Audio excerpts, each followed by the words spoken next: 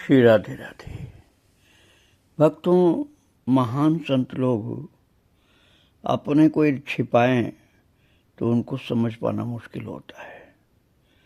एकांत में तो वे चुपचाप भगवान के भजन ध्यान में रहते हैं, लेकिन यदि कोई उनसे कुछ सांसारिक स्वार्थ की बातें करने लगे तो अपने को छिपा लेते हैं, अर्थात अपनी सिद्धि को, अपनी शक्ति को गुप्त कर लेते हैं। बाबा इसी प्रकार से करते थे। कई बार उनके मुंह से सिद्ध की बात निकल जाती थी, सर्वज्ञ की तरह से बोल पड़ते थे, नहीं तो कई बार साधारण लोगों की तरह से व्यवहार करते थे, इसलिए समझ नहीं पाते थे नए लोग। और जो तपस्थली उनकी है वृंदावन धाम में, रेलवे क्रॉसिंग के पास, जो स्रोत मुनि आश्रम से पहले पड़ जाता है, अटल्ला की ओर चलेंगे आप तो उस आश्रम में संतदास काठिया बाबा ने देखा था कि आश्रम नाना प्रकार के सर्पों का वास स्थान था। हनुमान जी की छोटी सी मूर्ति, श्री विग्रह हनुमान जी का कोठरी में स्थापित, और उसके दोनों पार्श्वों में दो छोटी छोटी 2-2 हाथ चौड़ी अंधेरी कोठरियां, उनमें कितने ही बिलों में बहुत प्रकार के सर्प रहते थे। हनुमान जी की उस कोठरी और उनके पार्श्वस्थ अर्थात अगल बगल दोनों कोठरियों के सामने एक अल्पावेतन बरामदे की भांति का स्थान था, जिसकी चौड़ाई कोई 4 हाथ और लंबाई भी कोई 8 हाथ का समझिए। उसके एक ओर पर तखत लगा हुआ, जिस पर श्री बाबा जी महाराज सोते थे। एक अति दीर्घकाल सर्प हनुमान जी के आसन पर आकर चढ़ करके बैठता था। एक लाठी के शिरोभाग पर छत्ता लपेट गेंदे की भांति रखा हुआ था। उस लाठी को हाथ में लेकर लत्ते के आवृत उसके अग्रभाग से सर्प को ठेलते हुए बाबा जी महाराज कहते रहते थे, अरे हट जा हट जा। तब वो सर्प हनुमान जी के आसन से उतर करके एक बिल में जाकर के प्रविष्ट होता। रामदास बाबा की रानी सानी थोड़ा अलग प्रकार की थी, जिससे कोई जल्दी समझ नहीं पाता था। बाबा जी सर्पों से भी बात करते रहते थे, और हनुमान जी से तो करते ही थे, सर्पों से भी बहुत सर्प रहते थे, उनसे भी बात करते थे।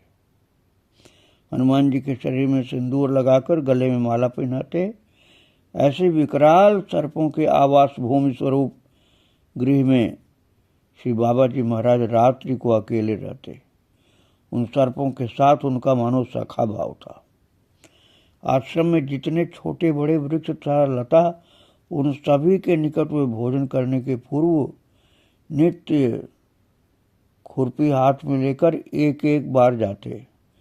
किसी के मूल की मिट्टी थोड़ी खोद देते थे, किसी के मूल में थोड़ा जल डाल देते थे, और किसी के ऊपर हाथ फेर देते।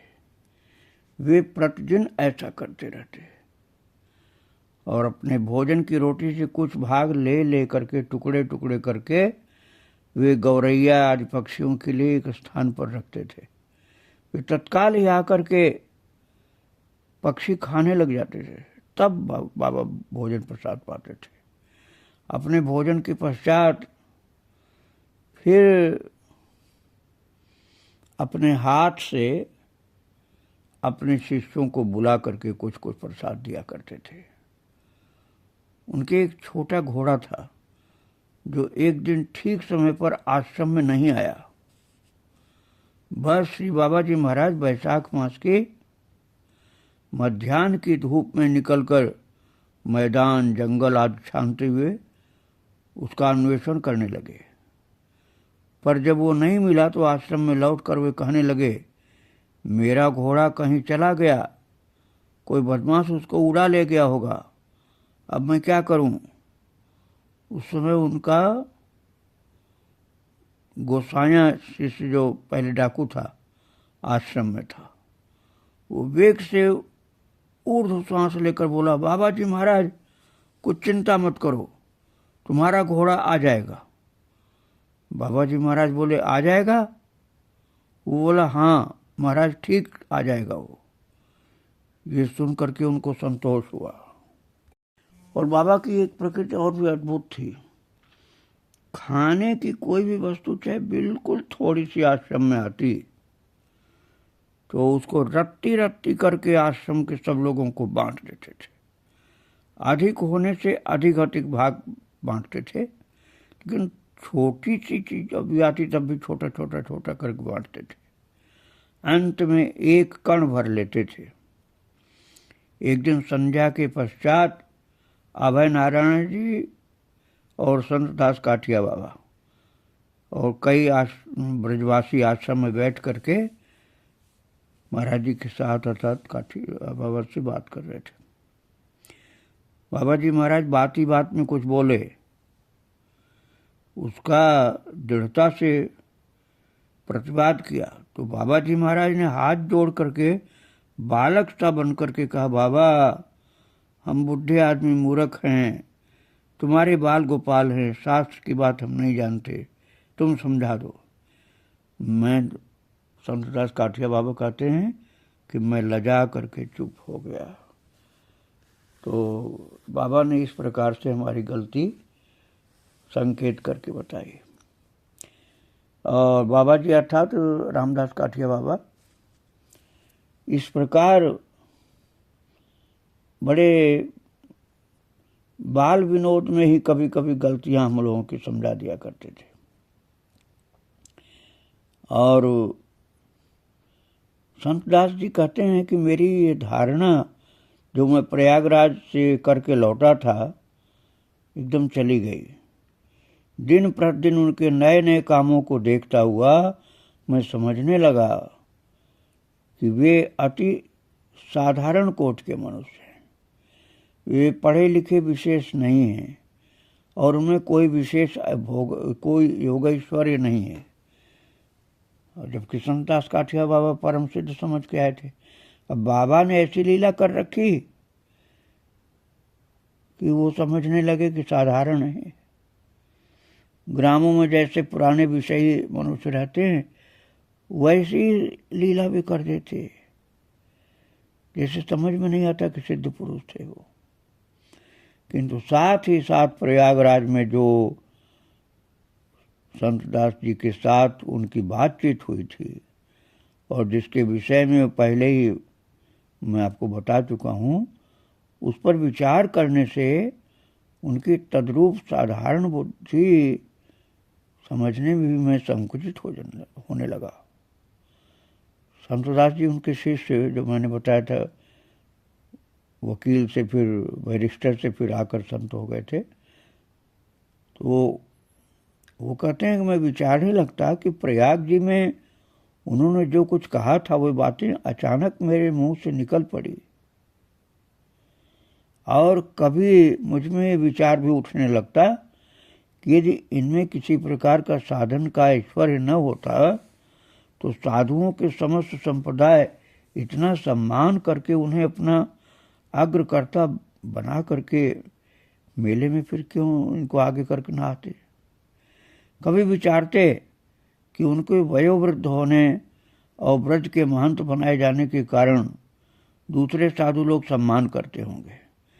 फिर कभी विचारते कि विजय कृष्ण गोस्वामी प्रभु ने बताया था कि मेले में अनेक सिद्ध पुरुष हैं और अनेक वयोवृद्ध साधु भी हैं, तो क्या ये लोग केवल इनके वार्धक्य के कारण अर्थात बूढ़े होने के कारण इतना सम्मान करते हैं क्योंकि बहुत वृद्ध हैं?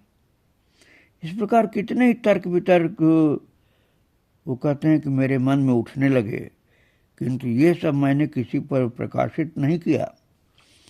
मैं केवल उनके आचरण को देखने और अपने मन में तर्क वितर्क करने लगा।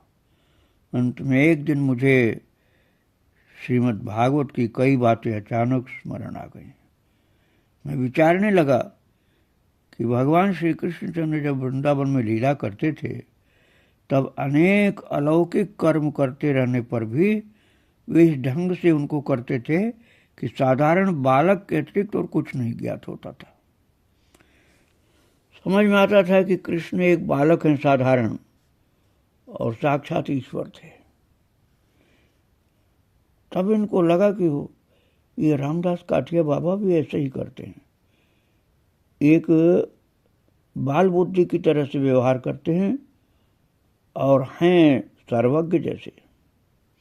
यहाँ तक कि ब्रह्मादिक देवता भी भगवान को समझने में मोहग्रस्त हो जाते थे। तब संतदास काठिया बाबा ने समझा कि मैं भी इसी तरह से इनको समझ नहीं पा रहा हूँ। संतदास काठिया बाबा जो पहले एडवोकेट थे, बहुत पढ़े लिखे थे, अब उस अपनी पढ़ाई के कारण बाबा को साधारण समझने लगे थे। फिर उनको याद आया कि ब्रह्मा जी के साथ भी ऐसा हुआ था।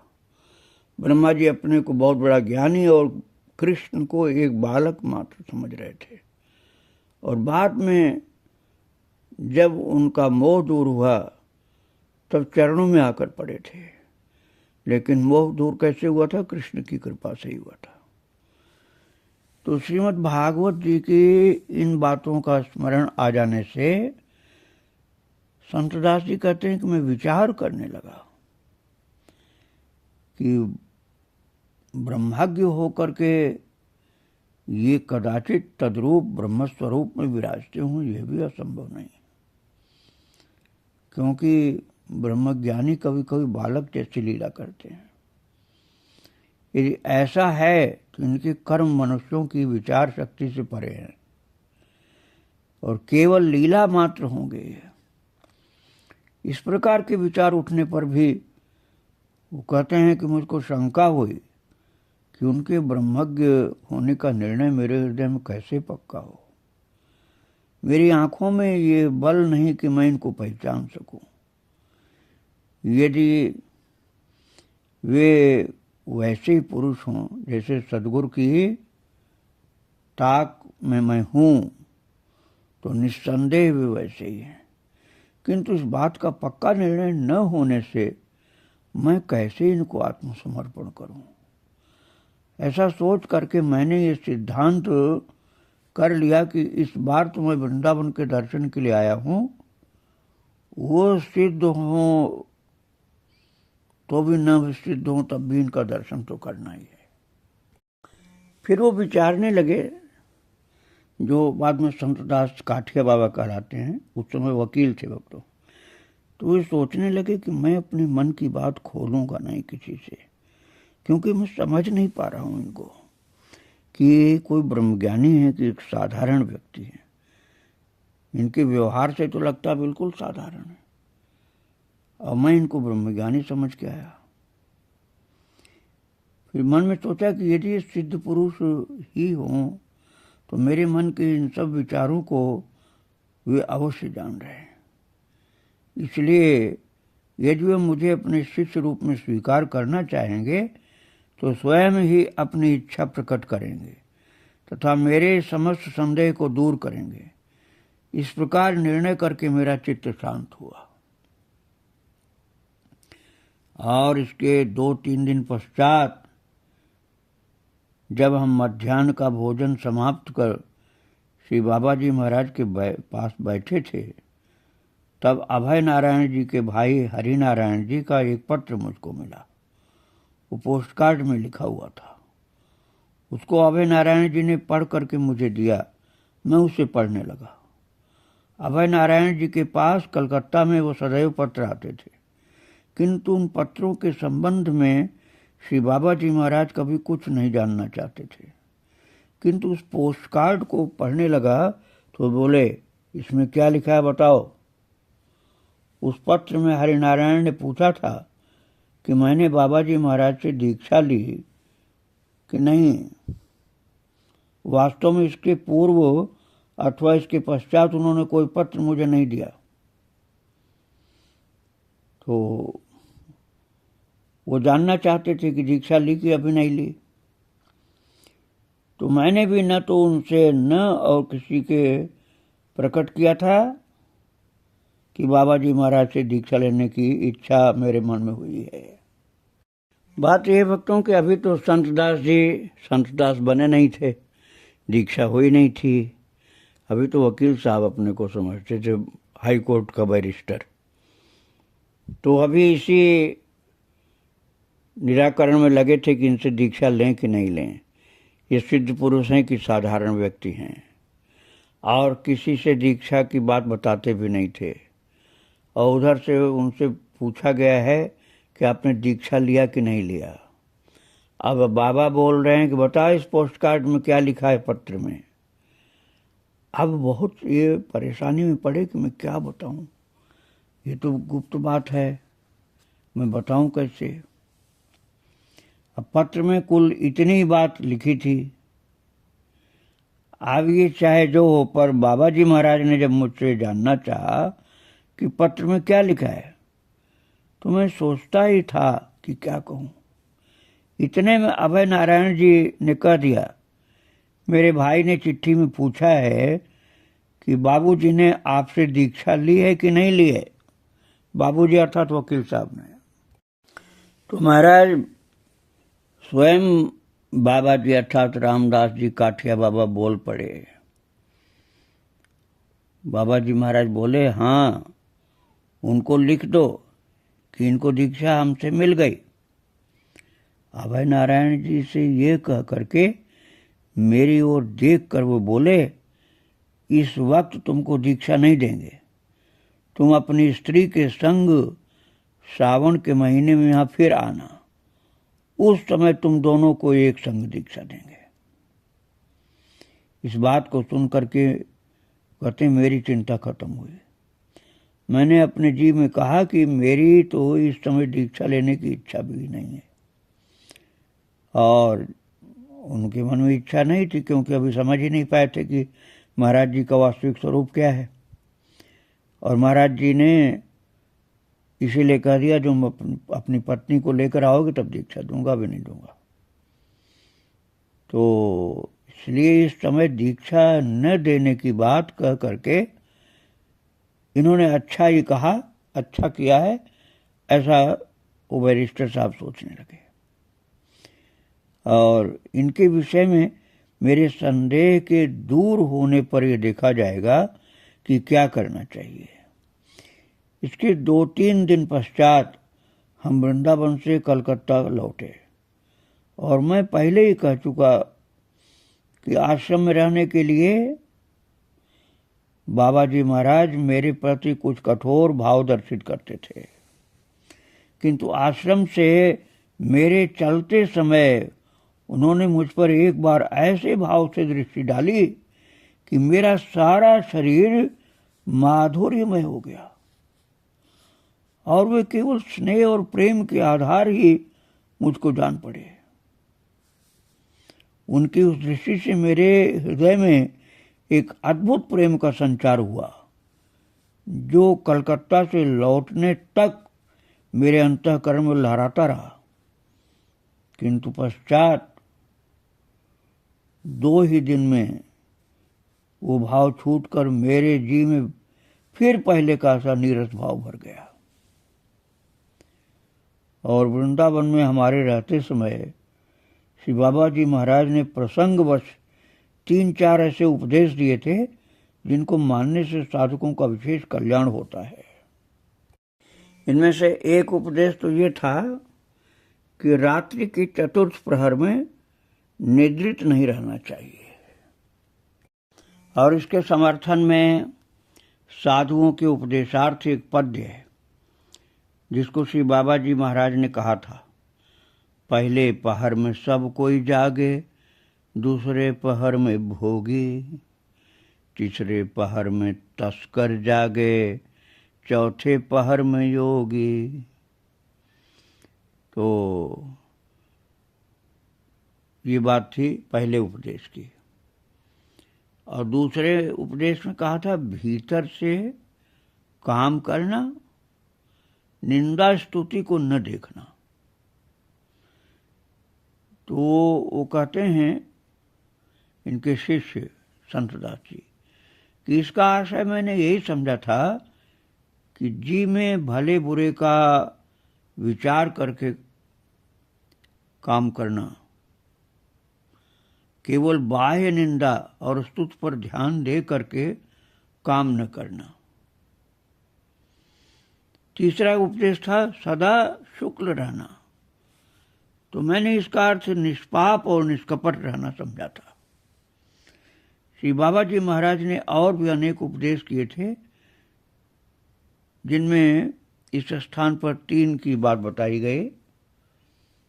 तो वो कहते हैं महाराज जी, संतदास काठिया बाबा जो बनेंगे आगे चल करके, अभी तो वकील थे, तो बहुत वो समझ रहे थे, इस बात को विचारते थे कि दीक्षा लूं कि नहीं लूं, दीक्षा लूं कि नहीं लूं।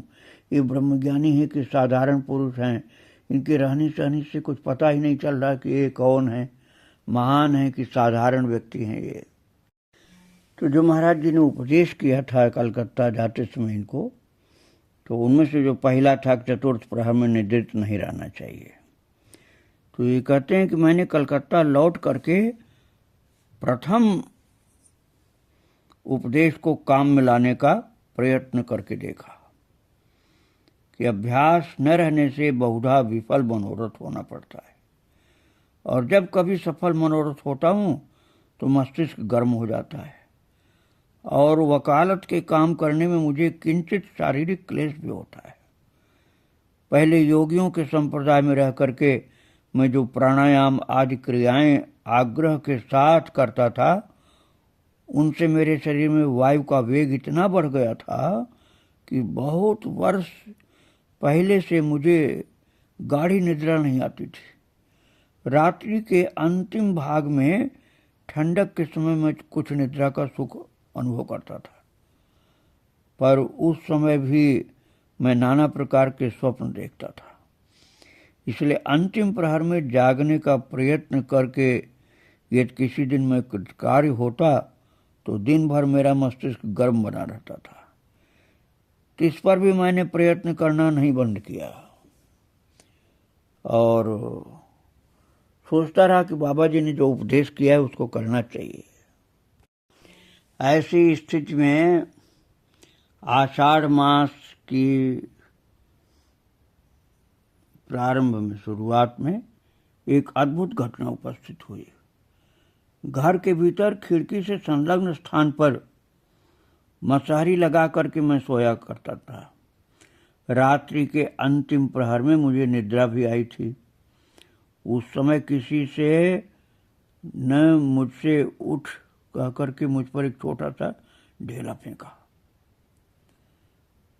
किसी ने, वो बैरिस्टर साहब कहते हैं कि मैं अंतिम प्रहर में सो रहा था, निद्रा आ गई थी, सो गया था, तो किसी ने मुझसे कहा उठ, और एक छोटा सा ढेला फेंका मेरे ऊपर, और जो मेरे शरीर में लगा। तत्काल ही उठ करके ढेले को मैंने हाथ में लिया, पर खिड़की के बाहर किसी को नहीं देखा, और मशारी में कहीं भी कोई छेद नहीं था जिससे ढेला भीतर आ सकता था। तो उनका कहना है कि मैं कुछ भी स्थिर नहीं कर सका कि ढेला मशारी के भीतर कैसे आकर मेरे शरीर में लगा। इससे मुझे बड़ा आश्चर्य हुआ कि आवाज मुझे सुनाई पड़ी कि उठ, और ढेला आया है, मेरे ऊपर गिरा है और हाथ में ले रखा है ढेला, लेकिन मशारी में कहीं छेद नहीं और बाहर कोई आदमी भी नहीं मिला।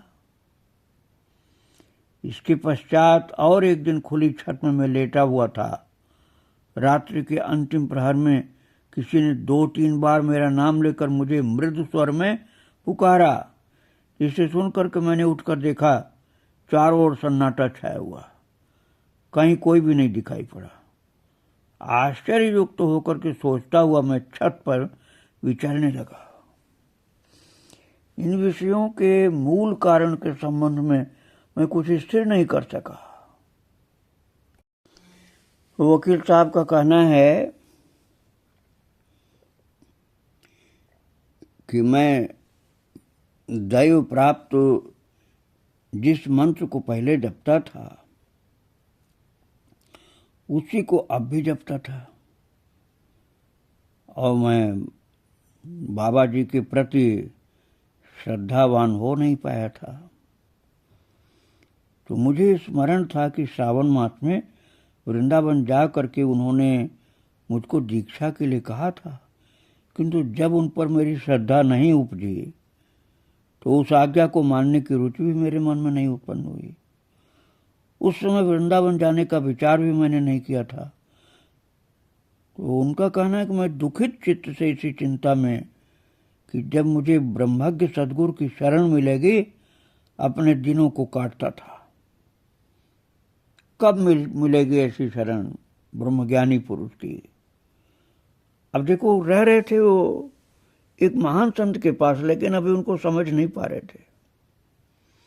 तो दिन को वकालत का काम करता था, पर संध्या के पश्चात तद विषय कोई काम नहीं करता था। उस समय एक सद्गुरु पाने की चिंता मुझको घेरे रहती थी। कदाचित इसी से भगवान को मुझ पर दया आ रही थी। और संत दास काठिया बाबा जो बनेंगे बाद में, अभी वकील साहब हैं, उनका कहना है कि मेरे संदेह को छुड़ाने के लिए ही भगवान ने कृपा की और ऐसा उपाय किया। आषाढ़ मास के अंत में छठ पर मैं एक दिन सोता था। रात्रि के अंतिम भाग में मेरी निद्रा भंग हो गई और मैं उठ बैठा। बैठकर मैंने देखा कि आकाश भेद करके श्री बाबा जी महाराज मेरी ओर बढ़े चले आ रहे हैं। और ये बात कलकत्ता की है भक्तों, और बाबा थे वृंदावन में, रामदास काठिया बाबा। और वकील साहब ने देखा कि छत पर महाराज जी चले आ रहे हैं। देखते ही देखते हुए छत पर मेरे आगे आकर खड़े हो गए और उन्होंने मुझे ढाढ़स देकर मेरे कान में एक मंत्र का उपदेश किया।